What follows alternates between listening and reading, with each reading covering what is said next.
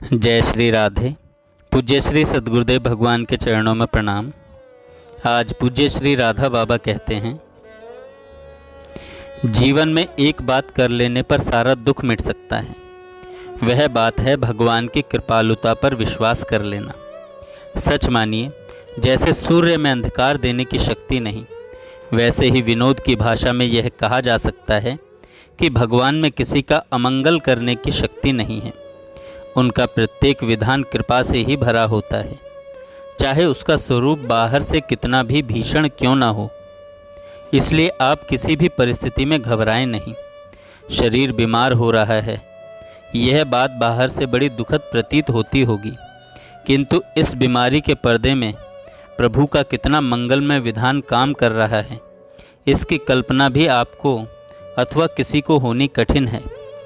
इसके अतिरिक्त शरीर को जिस दिन जाना होगा, उस दिन लाख प्रयत्न करने पर भी चला ही जाएगा, और उस निश्चित तिथि के पहले यह कभी जाएगा भी नहीं। इसलिए शरीर के जाने की चिंता तो सर्वथा छोड़ देनी चाहिए, बल्कि आप बराबर यह भावना करें, भगवान का जो विधान होगा वह मंगल ही होगा। उनके हाथ में मेरा जीवन समर्पित है, फिर मुझे चाहिए ही क्या। जीवन का प्रत्येक क्षण श्री प्रिया प्रियतम के चिंतन में बीते, इसके लिए खूब सचेष्ट रहें।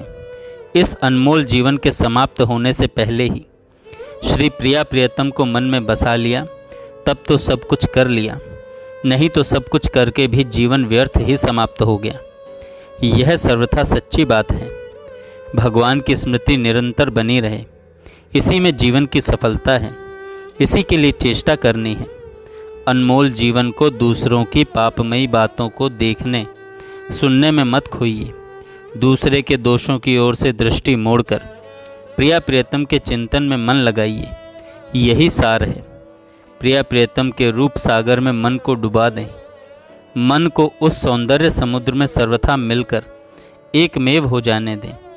फिर यह संसार नहीं दिखेगा, वे ही दिखेंगे। आपकी जलन सदा के लिए शांत हो जाएगी। आपकी जलन सदा के लिए शांत हो जाएगी। यही करना है, यही करना चाहिए। मरने के पहले पहले अपनी ओर से भगवान के चरणों में पूर्ण समर्पण की सच्ची इच्छा हो जानी चाहिए, नहीं तो इससे अधिक हानि और कुछ भी नहीं है। ऐसी इच्छा उत्पन्न होने का इस युग में एकमात्र उपाय है निरंतर भगवान के नाम का जप, और कोई भी साधन बड़ा कठिन है। कंजूस के धन की तरह एक क्षण भी व्यर्थ मत खोइए। निरंतर नाम लीजिए, निरंतर नाम लीजिए। सिवाय युगल सरकार के और कुछ भी नहीं दिखे। इसका सरल से सरल उपाय है कि मन में युगल सरकार के प्रति आसक्ति पैदा हो। फिर मन में ही नहीं, बाहर की आंख भी जहाँ जाएगी वहाँ युगल सरकार ही दिखाई पड़ेंगे।